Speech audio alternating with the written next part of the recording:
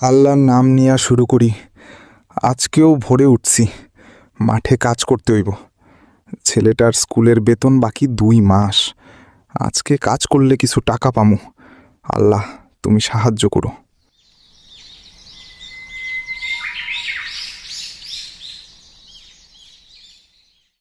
করিম ভাই, এত ভোরে কই যাও?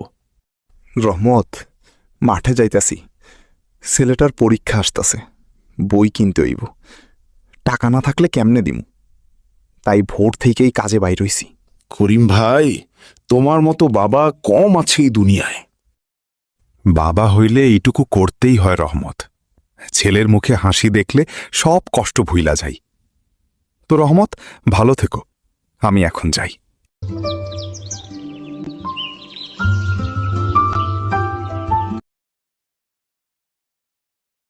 রাজু, পড়তাছস বাবা? হ্যাঁ বাবা, কালকা পরীক্ষা আছে, পড়তাছি।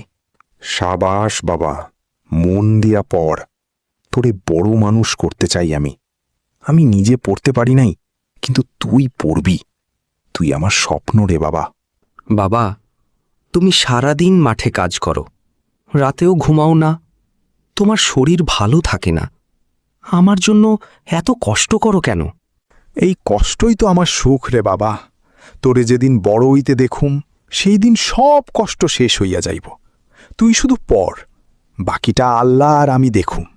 বাবা, আমি তোমারে কথা দিলাম, তোমার স্বপ্ন পূরণ করুম। তুমি কষ্ট করছো, আমি সেই কষ্ট বৃথা যাইতে দিব না। এই কথা শুনে বুকটা জুড়িয়ে গেল রে বাবা।